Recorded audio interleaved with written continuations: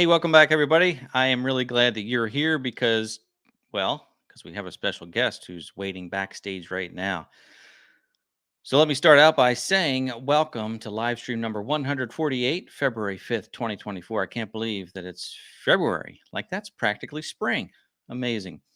But thanks for being here. I do really appreciate it. If you are new to the channel, know that we are uh, here talking about tractors, gardening projects, DIY projects, life in the country, that kind of stuff. Uh, and if you are here for the first time, please say hi in the live chat because that's how we interact. And there's a lot of good folks there who would like to welcome you. Also, let me know how you found the channel. Was it on YouTube or Facebook, or Instagram, TikTok? We're everywhere, everywhere. But again, if you're first time here, welcome. And know that we're here 7 p.m. to 8 p.m. Eastern time, pretty much every Monday. And we'll be talking to Brock from Rockhill Farm tonight, and he's going to be on with us, and we'll talk until about 8 p.m. and then we can all be on our merry way. So that's what we're going to be doing. Pretty cut and dry. We've got a lot of folks here in the live chat already posting some comments. I do want to mention that if you have a question during the live stream, in the live chat, post your question like this, the word question followed by your question, and hopefully I'll see that. Brock will see it, and we can answer your questions. And not only us, but the good folks in the live chat will answer your questions as well. So before we go much further, I want to bring Brock on here, and then we'll look at some live chat questions, and we'll get started. So let's all welcome Brock from Rockhill Farm. Hello, my friend. Glad to be here. I am really glad you're here, and I don't just say that. I really appreciate it. You and I have we've kind of been on a similar journey for the past several years, and of course, you've skyrocketed. So now you're a YouTube icon that we all look up to. So, well, it's just some numbers, doesn't mean a whole lot. I enjoy making videos, and I appreciate everyone who watches them. Well, you've come a long way, and you do a great job. So I've appreciated following your journey as well. So welcome here tonight. I do want to, again, for the folks who are watching, I believe most of my audience probably follows your channel as well. We have similar type of content, just different colors is all, right? Mostly. But I think folks follow your channel as much as well. I do want to show a video here just to give a little idea of what you do. I didn't put anything together. Don't worry, I didn't have time for that. But I looked at your channel, and you've been doing a lot of shorts and reels and things like that. So I looked at your most popular short with the most viewed short. Do you know what that is? You probably know off the top of your head which one it is. I know that there's a couple with like over 5 million views, but I don't know which one. Oh, well, let's see what it is. On my way to somewhere else, I got a call asking if I could cut these beams up. And they told me they're really big. I might not be able to lift them with the skid loader. I said, that's ridiculous. I felt attacked, actually. My skid loader can lift anything. Jiminy Christmas, I cannot believe how big those actually are.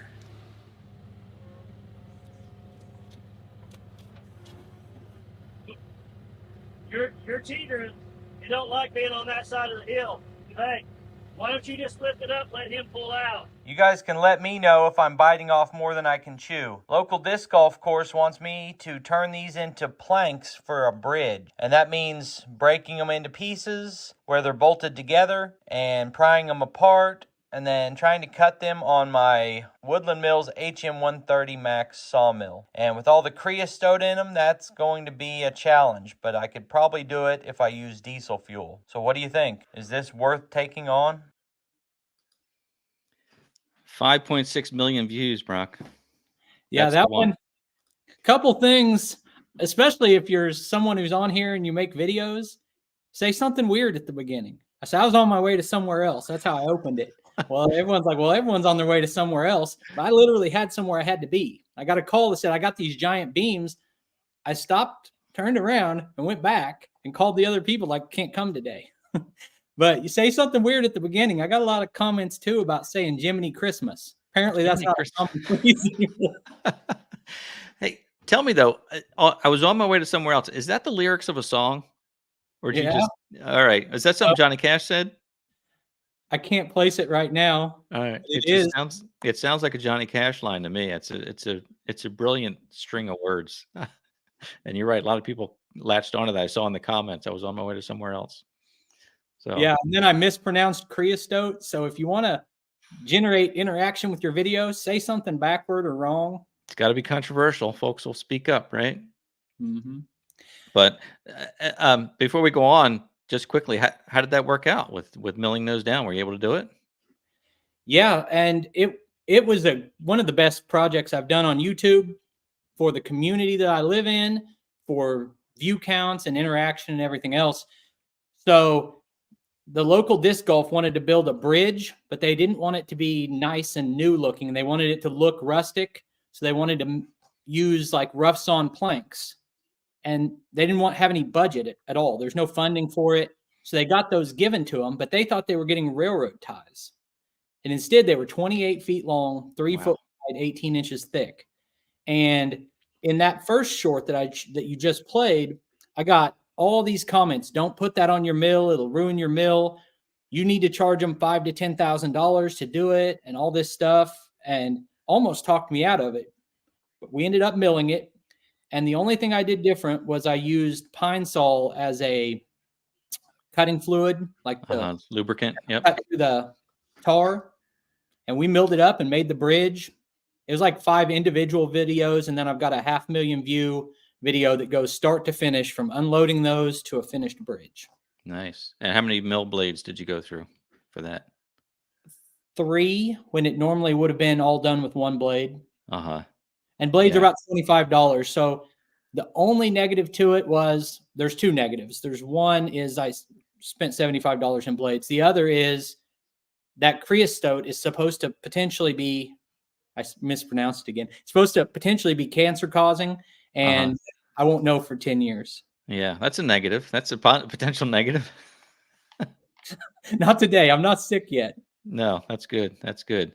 Yeah, that was some. It didn't help that it looked like it was raining that day, so it made that wood look even uglier and nastier. So I would have been afraid to put that on a mill myself, thinking that's just too nasty. But anyway, I'm glad that worked out for you. Let's jump back a bit. So your channel is only a few years old. You started around 2020? Yep, in the fall of 2020. So I was fortunate enough to be running another business that brought us out onto this 20-acre property. And when we moved out here, I needed a way to move materials for that business. So I was looking at a forklift or a tractor or anything that could move raw materials. And I started watching YouTube videos. And as we were buying this property, I'm every day watching videos about people working on their properties, thinking, man, I could do the same thing.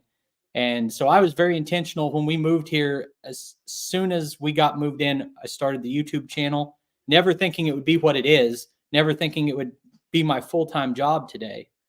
But it's been a huge blessing. Yeah, you made the big decision this past summer to close out your full-time business, right? And it's and been make a this your full full-time year. business. It feels like it Has it? just happened, but it's been Wow. a full year that I've been full-time on YouTube. How about that? Yeah, I was Yeah. thinking it was a couple months ago, but that's how it goes.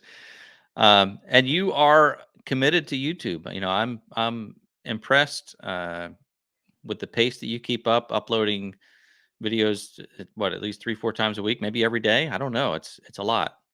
I think the last, at like January 1st, I kind of audited the channel, and in that year, I'd published like 340 long form videos and like 150 shorts. So You're quite a bit of madman, Brock. content. You're a madman. How does that work with do you get writer's block or creator's block? Like, to come up with something nearly every day? Is that, do you plan ahead, or do things come to you and you think, I'll do that today? Like, that's a lot to keep up with. So today I You don't have woke to up share any secrets. I woke up without a plan, and I've always got a few things on the back burner. I could do this if I have time. And I didn't decide till about noon today that I was going to make a firewood video. And I got it done just in time to run up here and do the live stream. I will edit that tonight from like 9 p.m. to midnight. And I don't know what I'm going to record tomorrow, but I've got right here's 2 new Woodland Mills products. One is a blade sharpener and setter combo, and the other is a stump grinder. So I happen to have a couple of new things today that I can record this week if I want. But Nice. it's a creative process, and that's why I like it so much, because I like the creative aspect of it and trying to think of a story to tell, because cutting firewood's always the same. Yeah. I would only expect a viewer to watch me cut firewood into smaller pieces so many times without having a story to tell to go along with it. Right. You just keep doing it until you're making toothpicks. Like today, we're going to split the firewood again. Now it's going to be toothpicks. And your channel started out with a lot of content that featured your John Deere subcompact tractor. Yeah. And that was, to begin with, I was a tractor channel, and I'd still say that's my favorite thing to do and make videos about, is run the tractor. But especially during winter, like I can't run that tractor every day. All my ground's muddy and it's freezing cold, and there's only so much you can do with the tractor outside. I thought I was the only one. I've been really impressed or appreciative of my viewers that I've been doing all kinds of oddball projects here in the shop, and they're hanging around and watching them. They're watching. Must be interesting, right? So, by the way, in honor of you, I have my green background today. I changed the light to green for you. So the first thing I said whenever I came on here is, why are the little things at the bottom orange? They should be green. I didn't go that far as to change the color of the graphics to green, but I do have a green light back there for you, just to show the green and orange. And I always tell people I'm not committed to any particular brand. It just happens to be that's what my tractor is. So that's what the content is. But I think they're all really good these days. I really enjoy the aspect of just poking at each other. Yeah. But yeah. Kubota is #1 in sales from everything I've heard on compact tractors. There has to be a reason. It wouldn't be #1 for years in a row if they didn't make a good machine. Must be. I have a brother-in-law who calls me frequently, who's a John Deere guy, and he gives me a hard time about the Kubota all the time. And so a lot of what I do on the channel is just, what is Brock working on today? But there's another part of it where I intentionally kind of have been going around for the last 2 years running other people's tractors to try to give my opinion on the tractor market and what I would buy. And I'm naturally just drawn to John Deere. It's the imaging when you're a kid. They've got the toys and all that. And it sounds so American made and everything. But I recently said I probably wouldn't buy a John Deere tractor if I was buying one today. Not that there's something wrong with them, but I think they're a little bit overpriced compared to the rest of the market. And there are a lot more options today, especially for the subcompact tractor world. And like I said, I think they're all pretty darn good these days, which makes it probably tougher for John Deere and the big names to compete, because some of these lesser known names are coming out, and they're not bad. They're pretty good. So I want to thank Gary from ITC Quick Attach for the super chat. Really appreciate that. I'd like to shout them out too. I've got their Quick Attach products, and I think they're pretty great. Yeah. I keep that on my tractor on both sides of the ROPS at all times, chainsaw holder and the toolbox. It's a nice little system. That's great. Well, thanks so much for that. I really appreciate it. So you started the channel in 2020, and you didn't know where it was going to go. You just did it because you thought it looked fun and interesting. And then something inside you said, I like creating content. I really enjoy it.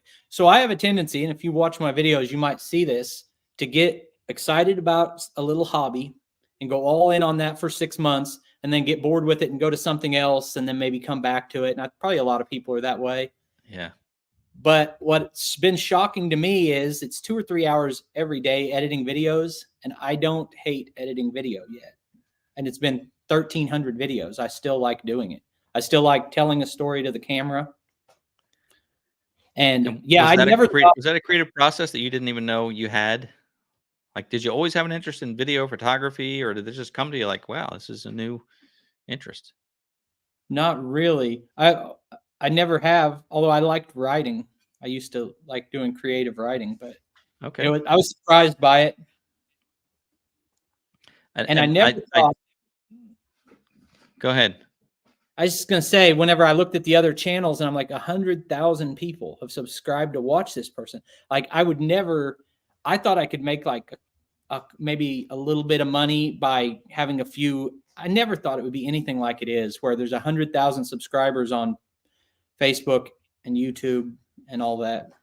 It's amazing, and congratulations for that. You've earned it though. You've worked hard for it. Did you get the silver play button yet? Yeah, You got it. Nice. kind of cool. Did you make a And video about that? I don't. I did like a thank you thing, sitting on the back steps. You know, it's funny. You ever watch your old videos Oh yeah. Oh yeah. and think some of them were so bad? Like, I'm sure that my videos now, it's not the cinema, you know, I'm not winning any awards for it, but I watched some of them. I was like, man, I talked for like 7 minutes about something that didn't even need to be in there. You also, and I'm going to pick on you a little bit here because you and I have been chatting for a few years, and we're part of some different creator groups.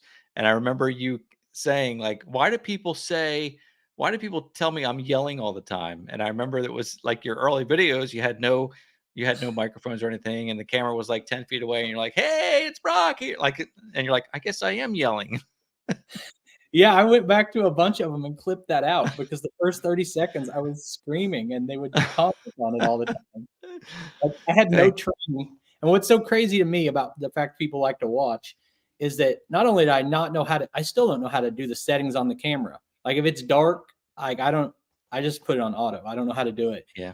Because I haven't invested in learning that. Not only did I not know how to make a video, I didn't know how to run the tractor. The first time I had my tractor in a video, I had a guy who worked for me up here in the shop come out and show me how to connect the PTO. How about that? No experience with. I'd never cut down a full-size tree before. Like, I've learned everything in front of the audience.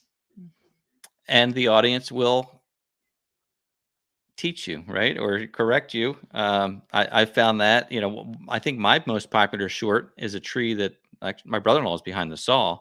And I made a video about cutting down this dead pine tree, and it just took off because there were so many critical comments about what we did wrong.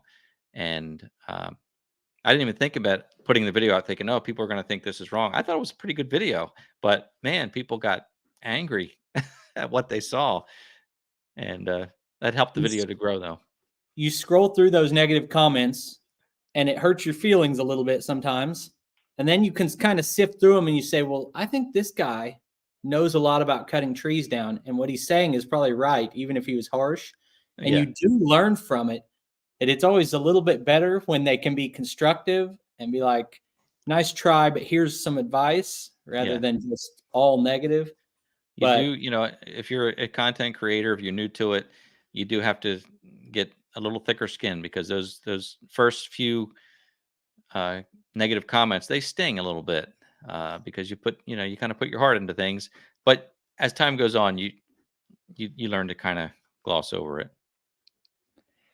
One of my most consistent viewers that comments every morning first thing was asking about my fingers being painted or bruised. This is the thumbnail I'm about to lose. I smashed it between a fork frame. Ouch. And then these other ones have spray and bed liner on them that hasn't come off in a while. Oh, from the Jeep project. Yeah. Nice. Oh, I see. Todd was asking the question about that. And I do see a comment here. I lost it. Anyway, from our friend Phil at Peterson Farms. There, he's got the best kind of tractor, the paid off kind. That's the best kind. 100%. Yep. As they say with when you're doing videos and photography, like, what's the best camera? What's the one you have on you right now? That's the one. So, but going back to that, your production skills have grown, your editing skills. I mean, that just comes from doing it over and over again. And you put together a good product now, and you're doing a lot of the YouTube Reels or Facebook Reels, YouTube Shorts with voiceover, and well, you said you like to be a storyteller and writing and whatnot. So you've really come a long way with that, and I think your videos are very enjoyable to watch. I have to be honest; I don't watch all your videos because I can't keep up with you. There's so many good channels out there that you have a list, you just can't watch everybody. I learned from like you were a big channel when I started. You had like 3,000 subscribers, and I thought that was like the peak of the mountain there. Uh, Uh, I think you do a great job with it. So Thank you. I haven't grown as fast as yours, but I'm only, focused on that, as they say, that organic growth, and you can't force it. You just nurture it, and as it comes, it comes. And you grew exponentially, but again, it was attributed to some really hard work. And you've earned every subscriber that you have and every view that you have, in my mind. yeah, what you said about the reels, I think that was a lot of fun to go through and learn, what worked on reels. And for me, it's time consuming. You have to spend a bunch of time on it. But if you take a project that took you all day and you condensed it to a 12-minute video, and then you say, can I show this whole thing in 59 seconds? That's kind of a fun. And the ones where I really go in and do that are the ones that work the best. I was like, it's almost like giving them the milk for free, though, right? Right. Why would someone watch the long version if I can tell the Right. whole They can watch it in 1 minute. That's right. I don't know. You mentioned that you were in business before. There's a question from Linda about what you were doing before YouTube full time. Do you want to talk at all about your business background or anything? Touch on that in any way? So I was in manufacturing for, I don't know, 15 years or so. From high school, I worked in factories repairing machinery. And for a few years, I had this itch, like I wanted to start my own business, but wasn't sure what it was. I wanted to do YouTube, but I didn't have I didn't have any land or anything to make videos about. I had that on my mind for actually a long time. But what got me out of the jobs I did before was I came up with a product that solved a problem, which was a portable rolling pitching mound. It was 3 pieces of 3 wooden boxes cut at an angle. They were hinged and they folded up, had wheels and a handle. It rolled behind you like a suitcase. No one else made anything like that. And I made one because we needed one. My son played travel baseball. We traveled all over the country. And when you got there, you didn't have a place to warm up where there was a sloped mound for the players to pitch on. So I built one, put it on a Facebook group, and was like, hey, what do you guys think of this? I got like 50 people said, I'd buy one from you. It was like a week later, I shipped my first one and did that for 6 years, to the point that we had to move out to this property that had this big building. And I had 7 people who were working out here full time, building those and shipping them around the country. That's fantastic. It's kind of an accidental business. And I would say the best businesses solve a problem. And there wasn't another solution for that at the time. And that's exactly what we talked about last week with the folks from Edge Tamer. They solved a problem and built a whole business around that. And that's how it works. So that's great. I want to jump forward now because you've made this great YouTube channel and have a Facebook following and all that as well. Your content is kind of across the board, but focused on equipment, tractors, equipment, firewood, homesteading, as it's called today, basically. And recently you've started a relationship with Woodland Mills, and you're going to be, that's not just a YouTube relationship. You're actually kind of a reseller for them. And I see that our friend Chris from the Watershed Overlook had asked this question. So why don't we talk about that a little bit? Talk about your relationship with Woodland Mills, what that means for you, what that means for us, the viewer, the buyer. Yep. So I'll tell that 2-part story, try to do it kind of quickly, how I got into milling and then how I became a dealer for Woodland Mills. So when I was a kid, my grandpa had a sawmill and he did all this type of stuff. And I've always kind of had an interest in it, but again, didn't have any land. So then I started, once I moved out here, I wanted to do it. And I did some chainsaw milling and stuff like that. Decided I want to get a mill, but I want to just find out which is the best mill for me, and decided to make a video series where I went to visit different people who had different sawmills. And I ran like 6 brands of sawmills of all different types, visited the people, asked them, what their process was like, what they liked about their mill and what they didn't. kind of settled on Woodland Mills as being the right mill for me. And I ended up making a deal with them to they're a sponsor of my channel. I've gotten product at a reduced price from them, basically, to use on my channel, and started making sawmill videos and love it. So then they sent me an email one day, said, we'd like to have a conference with you about another idea. And the story is they had one dealer in the United States, and he's actually still acting as a dealer, but he wanted to step down from part of the program, and they asked me if I wanted to do it. So it's an interesting program in that I had my product that we shipped out, 20 products a day out of here. And they weighed a few 100 pounds. They were pretty bulky. And a constant headache was those products get damaged, and then you have to do something with them. It doesn't matter how you package it or how you ship it. It just happens. Mm-hmm. And so their program is, if something is refused by the customer for any reason, now they're in Canada, they've shipped it across the border to the United States, paid all that freight, and now are they going to ship it back and then evaluate it and then ship it again back here? So the solution is to have someone in the US who receives anything that the customer declines. And that's what I'm doing. So for instance, my sawmill, when I got it, there were holes in the box and there was some bent places on the crate. But I just said, okay, I took it and opened it up. There was nothing at all wrong with it. And so I've got a few sawmills here and a few wood chippers and different things, when sometimes it's as simple as the customer orders it and changes their mind and wants a different size or something like that. So a lot of times there's nothing wrong with them. And I'm able to resell those at a discount to the customer.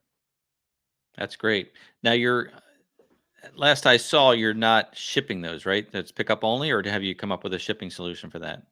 I haven't yet. So Woodland Mills, through volume, and they're able to ship very cheaply. So I'm able to give the customer a pretty good discount if they're able to come here. It's enough to make it worth it that there may be some paint blemishes or something like that to get it from me. But if I was shipping them from the rates I've found, I would be charging as much as just ordering it from Woodland Mills. Right. And so when they purchase from you, they're still getting the full Woodland Mills support. Yes. So I take Woodland Mills warranty. Yeah, I take the customer information and then I upload those to a sheet that Woodland Mills uses for the warranty. Excellent. And Woodland Mills, for anybody who isn't aware, they have exceptional customer service. Really, really good company. I have a Woodland Mills wood chipper, the WC68. Recently got the Woodland Mills stump grinder, the WG24, and I had the stump grinder came, I think, within a week. It was very quick. I think it was shipped from a warehouse in Buffalo. I didn't even realize they had a program like what you're talking about for equipment that might be discounted because of either slight damage or for whatever reason return. But it's kind of hard to damage this equipment. I mean, it's the box might, like you said, the crate might get beat up, but it's really built heavy duty. So I've been really, really happy with their product. Probably in 10 products, the worst thing I've seen is a dented in gas can. And there were like some panels on a wood chipper that I was like, I could straighten these, but I didn't. And I just had Woodland Mills send me replacements. But usually the crate takes the damage, not the product. Right. And they do a great job creating their project. I mean, it's kind of a bonus when you buy a piece of equipment, you're getting this really nice metal crate that it comes in. Yeah, there's that away. Making like work tables out of the crate and stuff.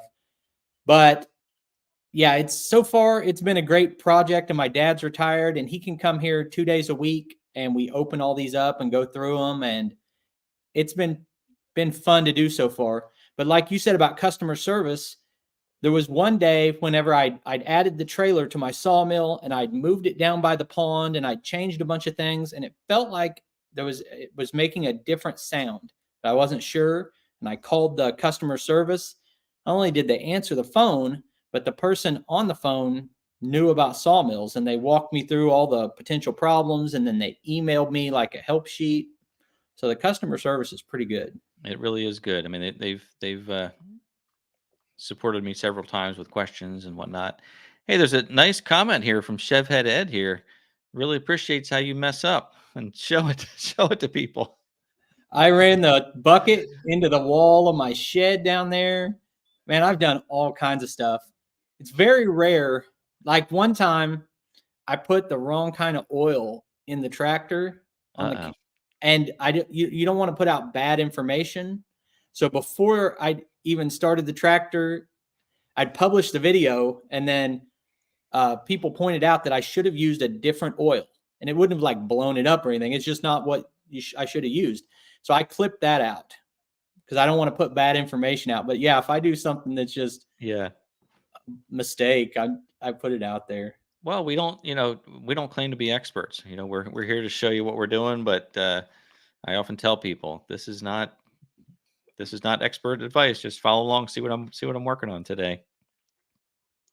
I have out of all the videos I've put together, I have one that I took down because it was bad information, and I felt like I can't leave that out there because I was totally off base with what I came up with a solution for. It was the back pressure in hydraulic hoses when you have a piece of equipment sitting. I had the grapple sitting in the yard, and I couldn't get the connectors on because it was so hot. The hydraulic wheel had expanded, and I thought I had a solution for relieving that pressure, and I was totally off base. And I thought I can't leave that out there because it's just wrong. It doesn't, what I came up with doesn't work after all. So I actually took the video down, but otherwise I'll leave mistakes out there as well. But that one was just too far off. So, by the way, if you're just tuning in, we're going to talk to Brock here for another close to another half an hour. We've got Brock here from Rockhill Farm YouTube channel, Facebook page. Are you on TikTok as well? Yeah. He's everywhere. The short form stuff's so weird. I was like, TikTok stupid. I'm not doing that. Then I was like, why don't I just take a minute and watch it? And I'm like, okay, I'm still not doing what I'm seeing. I thought, what if I do what I do and put it on there? I've got 50,000 followers on TikTok. Never would have believed that one. No, and it's I started putting videos on TikTok as well because you can repurpose them. If you make a short for YouTube or Facebook, you can also upload it to TikTok. But I'm the same way. I started looking at this TikTok thinking this is not for me. This is not for my viewers. But I guess when folks like us started putting content out there, we're obviously not the only ones, but there is an audience out there for our type of content. And of course, the way the algorithm works, if you look at a couple of videos on TikTok, now that's going to be in your feed. So yeah, I'm on there as well, and there is an audience for it. I wanted to make one more comment. There's another version of not being afraid to show your mistakes. And there's the ones where I'm like, oh, dang, I ran into that wall. And then for like 2 seconds, you go, I'm not showing that. And then you go, yeah, I will show that. And then there's another kind where I think I did a great job. And then the comments are like, really brave of you to show your mistakes. And I was like, yeah, that's what I was doing. I didn't know I made any. Like I did that on purpose, right? I left it on purpose. Yeah. So, yeah, I agree. I show my mistakes when I can, and which is often that I make mistakes. So there's thought I had a little video clip here I was going to show of myself, but I don't have it as well. Anyway, if you have questions for Brock or myself, please post them in the live chat, and we'll be happy to do what we can to answer those. Again, we have a lot of regulars here who come back week after week, and I really appreciate it. I see our friend Dave from RCAF Polar Express, and Bob Purrs, and Ross on the Land. And of course, we mentioned Chris from the Watershed Overlook, Kent from Hope Construction. Thanks for being here. But so many folks who come back week after week, and I do appreciate that. So I might not put out as many videos as Brock, but we are here every Monday night. I got a question for you. How's life on the new property? How are you getting settled in? We are. Time is just ticking away. It was, I guess it was August when we came in here. and this is our first winter. Of course, I've got the wood stove going now, which was a project and something that we both always wanted to have and didn't have a wood stove in the other house. So now we've got the old 150-year-old farmhouse with a wood stove going. I've got short sleeves on, and it's wintertime because it's so hot. The wood stove is actually on the first floor right below me. And of course, these old houses have holes in the floor, and the heat just radiates up. But having a great time with that. We've got 30 acres of forest behind me, and I walk back there every day. I've been going back there marking out trees, and the more I go back there, the more I find. I first started thinking, I don't know if I'm going to find any dead wood to cut down. I didn't want to cut down healthy trees, but now as I'm walking the property and learning, I'm marking out these trees that don't look healthy, and there's a lot of wood back there. So, uh, I've done a lot of that. It bugs me when those logs, if you can just leave some stuff to preserve for the wildlife, but when I see those logs laying on the ground, I'm like, right now, that's wood that could be turned into something. If I leave it any longer, it's just wasted resource. And right, so I've drug out a lot of logs, and sometimes you still get good lumber, or if not, good firewood out of them, as opposed to just letting them rot. Then all the standing dead trees are kind of dangerous to deal with. But I that's see that right, and I think the same thing. Like, I need to bring that down and see if I can, build something out of it. right. Yeah, you've got the benefit of either using it for firewood or milling it into something more useful. Do you have quite a few acres that have woods on it, don't you? 30 of it's wooded, yeah. And it's very hilly, so it's not like you can just go back and walk the entire 30 acres. Some of it's very steep. I can't get the tractor down certain areas. Very rare for this area, as a matter of fact. When we came here, like we felt like we were in a different state because this is a very flat area. But back there, it's not. So it's kind of bizarre, but beautiful. So pretty neat. But yeah, there's a lot of woods back there. I wish I had that much woods. I would, but I only have a small patch. It's maybe 5 acres, has trees on it, and Right. they're big mature trees and then little tiny trees. I can't just harvest wood all the time, or I would, thin out my big trees too Yeah. fast. Well, stop mowing and let it grow up, and in 30 years you can harvest it. Yeah. Yeah. Several people have asked about the Jeep. Got my son a 99 Jeep. We bought like the cheapest Jeep we could find that was a 6-cylinder, 4-liter automatic with a hard top. Gave 5,000 for this Jeep, and we're trying to completely rebuild it without spending a fortune on it. So I got seat covers sent to me from a sponsor and a couple of other little things, but we spent about $350 Raptor lining the inside, and I've just always liked Jeeps. I was wanting to get one for myself and use it like a side by side, like an old Willys Yeah. Jeep. Yeah. Yeah. And once I talked him into that, uh, made it like a father son project. That's been a lot of fun so far. That's We've great. only had that a couple months, but I'm wanting to go all the way through it. My first love was a 1979 Jeep CJ7. That was my first car, and I've loved them ever since then. I've had a couple more Jeeps since then. I still like them, but you just can't think logically about a Jeep. Now you have a 99. My last one was a 97. It only had the 4-cylinder, which was terrible, but it was a beautiful. It was in great shape. But the 4-cylinder, they said, was it was described as barely adequate, which is true. I mean, it would move, but that was about it.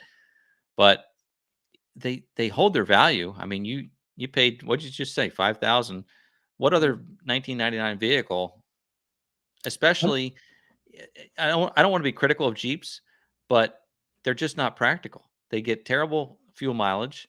They're not comfortable. They're not really useful space wise. They're just fun to have, but they're not a practical vehicle. But they hold their value. So you're talking about a vehicle that's 24 years old, has 180,000 miles on it.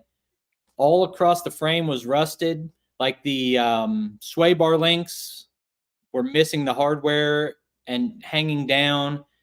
There's all kinds of problems with it too. There's no rear bumper on it, and it was still $5,000 Yeah, because that's the Jeep market. Like, you can blow the motor on it and sell it for 3, because somebody wants to start over and rebuild them. So right.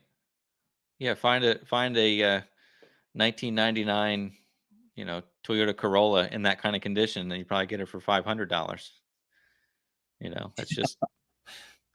But it's a Jeep, and I heard one time that a Jeep Wrangler is the only vehicle that is just equally attractive to a 16-year-old girl or a 75-year-old man. Like they just really capture the market. And you got all the, it's all bolted together and the bolts are right there. You can take things off. Like, I'm just going to bolt something on here. We bolt the mirrors on up higher, Right. and it's ultimately, you can customize it so much. But my first time I was in a Jeep was I was 16, and I got hired to do like odd jobs for a guy who had acreage property, like, what you've got, and a lot of it was wooded. And he had like a army Jeep, a Willys Jeep from like the 40s or something. And it was really hard to shift and everything, but he would send me like out into the woods to drag logs back in and stuff with that Jeep.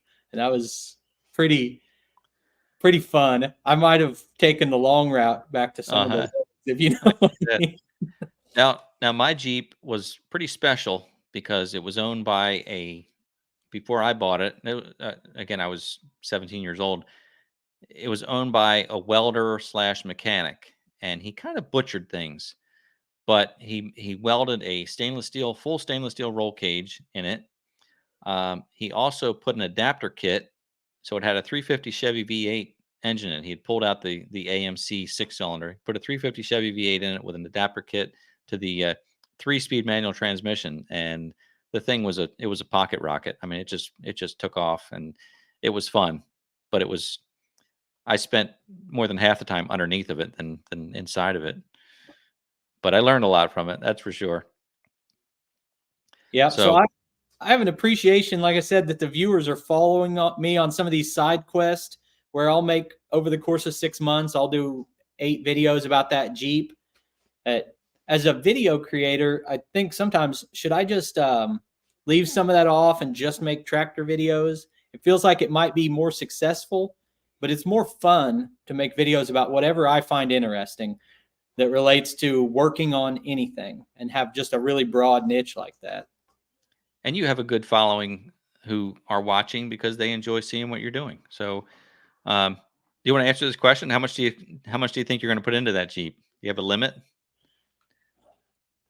I Or you'll look back in 5 years and say, "Oh my gosh, this is." If you spend it $50 at a time, you can keep telling yourself you haven't spent anything on it. That's right. What's So $50 more? So full disclosure, what I'm hoping for is that these first few videos I did where we repainted it and stuff are really popular, and maybe I'll get a sponsor to, like, it doesn't have a rear bumper and the front bumper is all messed up, and maybe get some of that stuff provided. But I'm not going to spend, like, that's why we're painting it ourselves. I've already got like all the tools and the shop space. That's a nice workspace. I'm going to do everything I can myself and try not to spend any more than I have to. Yeah, that's fair enough. There's a question here going back to your tractor content. You had a flail mower for sale, I guess? Not yet. It's on Marketplace. Pretty darn good deal for someone as far as the original price compared to what I have it listed for. It's really pretty good deal, but it'd be the same thing. You have to be able. What size is it? It's a 62-inch wide Moschio flail mower. It's massively overbuilt. That flail mower costs twice as much at least as most flail mowers that width. Yeah. It's really heavy. Like, my tractor could hardly even lift it, really. It's a nice flail mower. They're like $5,000, aren't they? Yeah, I think it's $5,700. I think is what it was when I got it, and I've got it listed for like $3,500. It's a manual offset. It doesn't have the hydraulic tilt or any of that, and it's got the hammer blades on it. Nice. Yeah, I'd like to have a flail mower, but not ready to drive out there to pick yours up. Yeah, and that might be. I don't know. I guess my tractor could handle a 62-inch. I've got a 60-inch finished mower, and the rototillar is a 60-inch. I make you a nice dinner if you show up. All right. Good deal. That offer is open to anyone else. I had a viewer come last week and spent a full day up here running the sawmill and ran some of my equipment, and it's kind of a different experience that hasn't happened before. That's fun. That was gracious of you to meet with a viewer like that. I'm sure they had a ball. Yeah, it was Yeah. it was a fun time. Equipment question here for, I guess, either one of us or the audience as well. Would you buy a 4-in-1 bucket? I don't have one, but what do you think about that? Whenever I was at the dealership and they offered that as an option, I was like, I don't really get the practicality of that, but I've got to use one a couple times.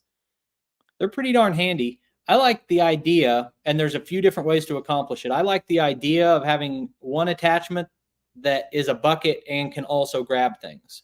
Yeah. I have that through the Add a Grapple, which is a cheap way to turn your regular bucket into a grapple. It goes up on the top, and it doesn't really get in the way, but if you want, you can pull a pin and take it off. So I do that with the Add a Grapple, but a 4-in-1 bucket is maybe a little better way to do it. Neither one is quite as good as a full grapple. But if you think about the cost and the fact that you don't have to switch hoses and, switch attachments and store an extra attachment, I would absolutely buy a 4-in-1 bucket. As easy as it is, I've got the skid steer quick attach on my Kubota. It's really easy to change attachments, but still there are times where I don't feel like taking the bucket off and putting the grapple on and connecting the hydraulic lines, even though it's really not difficult whatsoever. Sometimes you don't feel like it. So if you have a question, or if you have if you have a piece of equipment where you don't have to do that, it makes it pretty nice. Especially like if I'm going to move brush all day, you say, well, let's switch to the best attachment I have for that. But if you're moving dirt and there's a few rocks in there and you'd like to, it's pretty convenient. And the other thing about a 4-in-1 bucket, there are a couple of other attachments or benefits, is that when you flip it up, then you have it's almost like a straight dozer blade that you can kind of grade and back drag in different ways. And also Right. when you get to the end of something, if you have just a little bit of material you're trying to pick up, it will close down over top of it and do that. Yeah. So I think that's Now an underrated attachment. You have some Artilian equipment, right? Yep, I think I've got all the Artilian equipment. Okay. I've got the Curtis cab, which is the same company, and then I've got their grapple, pallet fork, stump bucket, all of that, and then the ROPS attachments. Right. Yeah, and I mean they have a nice system of equipment that works together, and you can it's I can't think of the word I'm trying to use here, but you can have multiple pieces of equipment, like you can have the pallet forks with a grapple on top that you can clamp down on things, or um, a lot of different type of equipment that works well together. I picked up their rock bucket, and I've used it a few times, but I'm really looking forward to using it this summer when I get back in the woods and can break down some of those hills that are back there. We have a lot of rocks that are in the hills. So that's Do you have it with the grapples on it or just the rock? I don't. Just the bucket alone. I've got the same bucket, but I've added the grapples to it. So that's pretty handy. It's kind of like what we were talking about before. Right. I've also, of course, I've got the skid steer that we haven't mentioned, and I've got 2 types of grapples for it. So I've ran a lot of different grapples. And I think for the average guy who's not doing that many hours on it, I think those integrated cheaper solutions like the 4-in-1 or the Add a Grapple, pretty slick. Yeah, it's anything that gives you a little bit more versatility with your equipment. It's just great. I mean, I didn't even know I wanted a grapple until I started shopping for tractors, and I saw this grapple online. I think probably on GP Outdoors is where I saw him using a grapple, and I'm like, oh my gosh, that's amazing. What is that? And had to have one, and I just love that. It's one of my favorite attachments for sure, because it just does so much. Then everything you really want one, and you finally get one, and there's a learning curve, and then you're like, man, I thought I could grab that whole pile, and it took 3 trips. Yeah. I've tried a bunch of different kinds. There's pros and cons to different grapples. Like I've got the clamshell on the skid steer, and then I've got the Artilian, and then I've got one that's like a rock bucket with the top jaws. They all have their pros and cons, but yeah, for sure. Here's an interesting question. I remember your series on the Quanset Hut that you did. That was a good series. A question from David: would you do it again? it's a hard question to answer because I don't have the experience of putting up the other types of buildings. So this building that I'm sitting in, my shop, is 30 by 50. It's concrete. I put concrete floors in it and I insulated it, and it's heated and cooled, and it's a lot more usable space. But in my mind, I went with the Quanset Hut because for this much storage space, it felt like a lot cheaper option. I've got 2 recap videos. One is everything I learned building a Quanset Hut, and the other one shows the entire build process. Those are long videos with a lot of talking. But I think I ended up spending close to $20,000 on it. But it's a really strong structure. They've got a higher wind rating than a building like this. But it's good for what it's good for, like storing equipment, or I've got my sawmill in there. But it wouldn't make nearly as good a workshop. So I would put it up again for the same purpose that I have it. It was a lot more work than I thought. It was time consuming, like 5,500 bolts in that thing. Wow. And 14 feet up in the air doing it. And you had raised it up on blocks too, right? Instead of putting it directly on a concrete pad, you had like barriers that you used. Yeah. So the biggest surprise to me, I go up there and he's like, we can get you this building the size you want for like $12,000. And I was like, well, that's pretty good. I agreed to it and put a deposit down at the Tulsa Farm Show without any, I'd never even thought about it before. I just agreed to it and put like 10% down. Didn't tell, wife didn't know, nothing. It's like, I'm asking him about how to build it. And he's like, yeah, you can put down a footing, pour a pad, or some people will build a footing up and make the sides taller, and then the center of your building's taller. He said, but if you're going to do that, I need to know now, because I bought the end walls with it, which I still haven't put up, but I bought the end walls. We got to cut the end walls based on the height of your building. Right. I said, yeah, I'll put it on a 2-foot wall. So I called a concrete company to come out after we got it leveled, and they wanted like $10,000 to build me a 2-foot concrete wall to put this on. Like, oh, I can't do that. I mean, I was trying to build this to save money. It was like $800 from the place that mixes the concrete to get those blocks. And I borrowed a skid steer before I had one, and, just saving money on it, doing it all myself. It was a fun experience. And what size is that building? 30 wide, 60 long, 14. That's a big building. 14 foot in the center. And I've got a hay baler in there. The skid steer's in there. My 1941 John Deere A is in there. And then it's still room to run the sawmill in it, park my tractor in the other end. So for storage, it's great. It may not be ideal, like you're saying, for a working shop, but for equipment storage, sounds like a great solution. I got some high bay lights and put high bay lights in there so I can, mill lumber at midnight if I feel like it. And I actually do sometimes. I'm running it off one of those portable generators that I reviewed on YouTube here, running the lights off of it. So it's been awesome. But what I started off to say is I can't say that it's a good idea or not without knowing what the equivalent cost of the same size pole barn would be, and I haven't done that research. Yeah. So you did a scaffolding dance when you assembled it. That's what David remembers about that project.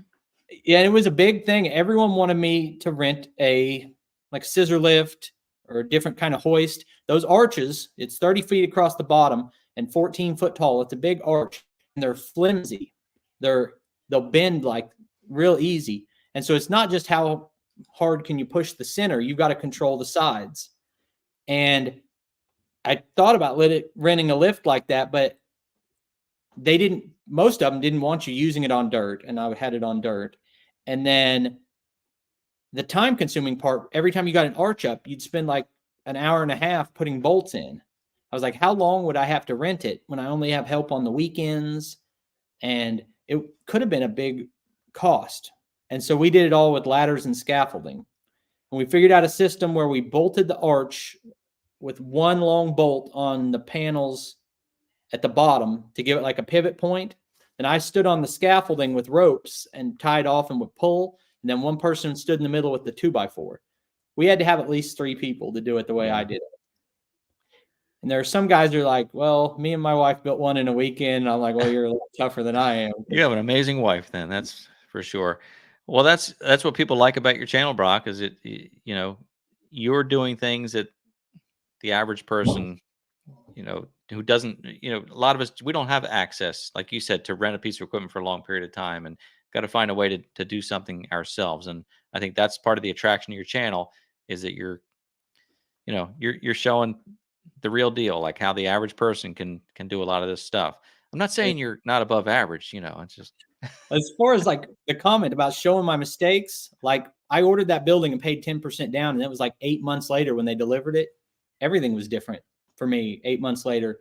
And I was telling the viewers at the time, like, I'm not even sure if I can afford to pay for the rest of this building. And I yeah. certainly can't pay for concrete, and I can't pay people to help me do it. And I can't rent a lift every weekend for the next 2 months. So it was like, but we got it up. And What have I gotten myself into? Hey, yeah, before we wrap up, Brock, let's go back to the Woodland Mills collaboration or partnership that you have. So if folks are interested in some of this Woodland Mills product from you, what can they do? How can they find you? How can they reach out to you? Do you have it listed anywhere? yeah. So there's two separate things. The most of the conversation comes through Facebook. It's just how it's worked out. But if on my YouTube channel, if you click the About section, I've got an email there. You can send me an email or go to my Facebook page and send me a message there. We have a Facebook group that I started. It's got like a lot, 1,300 members in it already. And the idea is that on there, there's a listing with all the pricing for what I have. I've seen And that. Yeah. So yeah, that's that's great. one place They to can get reach the out to you that pricing. way. And again, your email is in your About section of the YouTube channel. So that's fantastic. So what can we expect from Brock at Rockhill Farm in the next 6 months or a year? Are you projecting that far out, or is it just going to be a surprise to see what comes up? It'll surprise me, I'm pretty sure. It'll One be a thing I surprise for know I'm all of us. gonna do is I'm milling lumber, stacking it up, and I'm gonna build a custom sawmill building out of all wood that I've cut down, which is very rewarding. Like I made my daughter a kitchen table, and I have pictures of the tree before I cut it down all the way through to drying it for a year. And so it's pretty rewarding, but that's the only big project I know I'm doing Yeah. is Well, that's big. That's big. So excellent. Well, listen, Brock, I want to thank you for spending an hour with me tonight and with the viewers. It always goes by so fast, but I really appreciate your time. I appreciate your channel. And for those of you who may not have seen Brock's channel, check out Rockhill Farm on YouTube, Facebook, Instagram, maybe TikTok. yeah, Yep, TikTok, or maybe Instagram too. I don't know about that one. not a lot, but I'm on there. All right, you can find them anywhere. So, all right, thank you, my friend. I really appreciate it, and I hope you have a great week. And I look forward to chatting with you soon. Thank you. All right, thanks, folks. I appreciate you being here tonight. It was a fun time chatting with Brock, and I hope that you will come back and join me next week. Whether we'll have a guest or it'll just be me, but we do have fun each week. So, thanks for being here. Enjoy your week. It's Monday night, and we've got a great week ahead of us. So, take care of yourself. And as always, I look forward to seeing you next time.